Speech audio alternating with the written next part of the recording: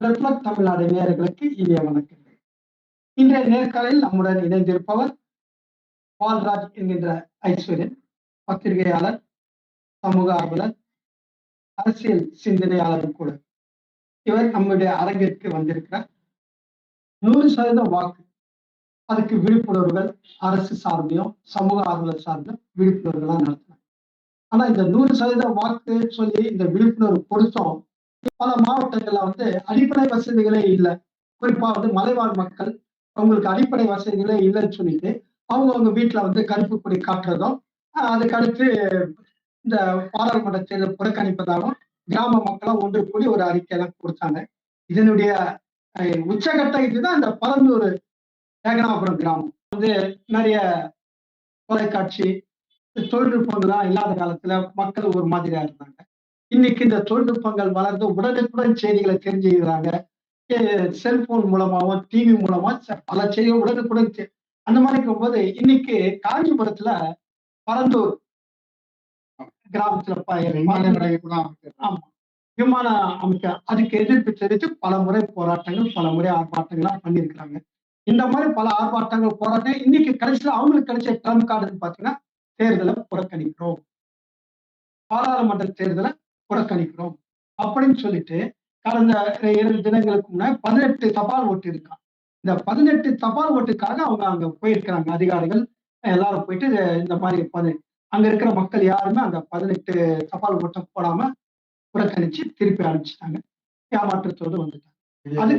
இது இந்த பரந்தூர் விமான நிலையம் அமைக்கிறத பல ஆயிரம் ஏக்கர் விவசாய நிலங்களை அழிச்சிட்டு அந்த விமான நிலையம் அமைக்கணும்னு சொல்லிட்டு மத்திய அரசு செய்து அதை மாநில அரசு கூட மறைமுக உடமையாக எடுத்துக்கொண்டு செயல்பட்டுக் கொண்டிருக்கிறது மக்களுடைய கண்ணோட்டமாக இருக்கிறது.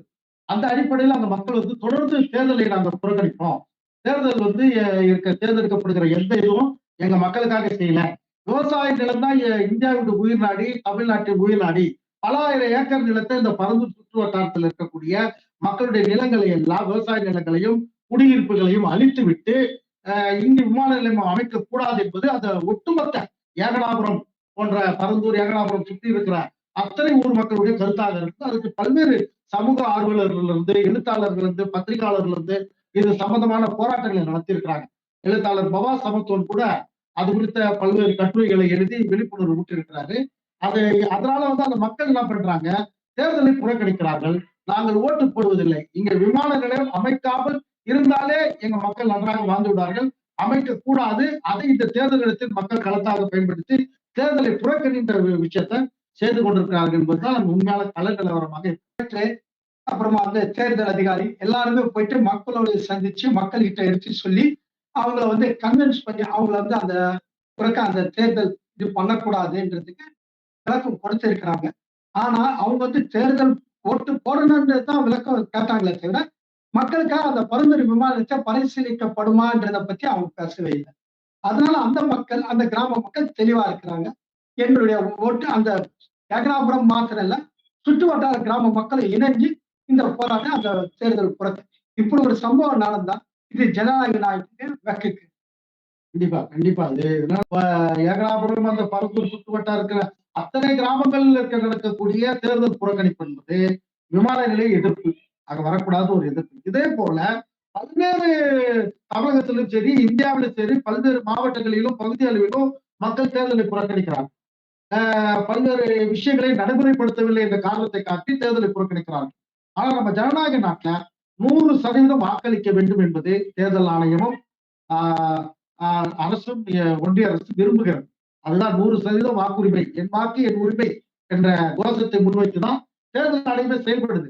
ஆனால் எந்த கோரிக்கைகளும் இல்லாத நேரத்தில் கூட தேர்தல் நடந்தாலும் கூட வாக்கு சதவீதம் 50, 56, 60, 70 இப்படிதான் போதே தவிர 100% வாக்கு சதவீதம் என்பது 18வது பாராளுமன்ற தேர்தலுக்கு வந்துட்டோம். இதுவரை 100% வாக்கு கிடையாது. சரி, அதிக வாக்கு யாரு போடுறாங்கன்னு ஒரு கணக்கெடுத்து பார்த்தீங்கன்னா கிராமங்கள்ல இருக்கிற மக்கள், ஏழை எளிய மக்கள், சென்னையில பாத்தீங்கன்னா ஒரு குடிசை பகுதியில் வாழ்ற மக்கள், இவங்க இந்த மாதிரி மக்கள் தான் ஓட்டை கரெக்டா போய் போட்டுறாங்க.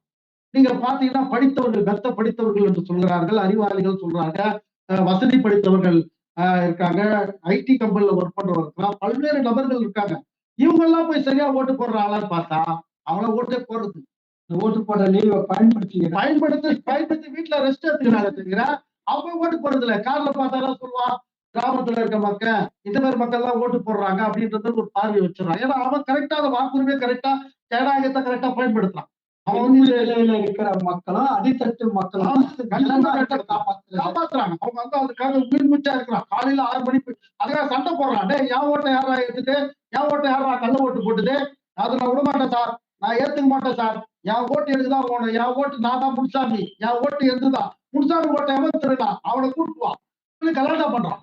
கரெக்டா பண்ணி அவன் வாக்குரிமையை பதிவு செய்யறான் இல்லையா? அது மாதிரி இருக்கு. அமீர் பாருங்க, படித்தவர்கள் மத்த படித்தவர்கள் அரசியல்வாதிகள் திருப்பதியில இருந்து பல்வேறு ஏடுகளை பெற்றவர்களாம் செய்யறாங்க பாருங்க. அவங்கள யாருமே போய் சேருது. அவன் சொகுசா அப்பார்ட்மெண்ட்ல உட்காந்துட்டு கருத்து கணிப்புகளை பார்த்துட்டு ஓட்டு எங்க இல்லப்பா போனா கலாட்டம் நடக்கும்பா. அங்க போனா ஏன் போய் காலைல போய் ஓட்டை பதிவு செய்ய மாட்டான். ஆனா அவன் கருத்து சொல்றான், பார்வையாளராக இருப்பான். போராட்டத்துக்கு கூட வரானான்னு பார்த்தா கூட ஏதாவது அவன் பகுதியில ஒரு போராட்டத்துக்கு வரமாட்டான். அவன் வந்து வேடிக்கை பார்த்துட்டு அதை வந்து பேஸ்புக்லயோ இன்ஸ்டாகிராம்லயோ வாட்ஸ்அப்லயோ பதிவு செய்கிற நபர்களாக இருக்கிறார்களே தவிர களத்திற்கு வந்து படித்தவர்கள் போறதில்லை. ஒரு சில பேர் அதிலும் விழிப்புணர்வு இந்த தேசியத்தை பற்றி, நாட்டை பற்றி, மாநிலத்தை பற்றி, தன் ஊரை பற்றி, தன் தெருவை பற்றி ஒரு தேவை இருக்குது, இது பூர்த்தி ஆகணும், இந்த தேர்தல் அரசியலை பயன்படுத்தணும் என்ற ஒரு நம்பிக்கைய இன்னைக்கு மக்கள் வந்து ஏற்படுத்தி வாக்களிக்கணும். அந்த வாக்களிக்கிற உரிமை நம்ம ஜனநாயக உரிமை. 100% வாக்களிப்பை நாம் நடத்த வேண்டும் என்று பொதுமக்கள் முன்னேறணும். அதே போல ஏன் தேர்தலை புறக்கணிக்கிறாங்க என்ற காரண காரியத்தையும் நம்ம விட்டுறக்கூடாது. அதை அரசியல்வாதிகள் அந்த காரணத்தை புரிந்து கொண்டு தேர்தல் அறிக்கையில் மட்டும் ஒரு வார்த்தை அரசியலாக அது போட்டு விடாமல் தான் ஆட்சிக்கு வந்த பிறகு அந்த பொதுமக்களுடைய தேவையை நாடி பிடித்து அதை செயல்படுத்த வேண்டும்.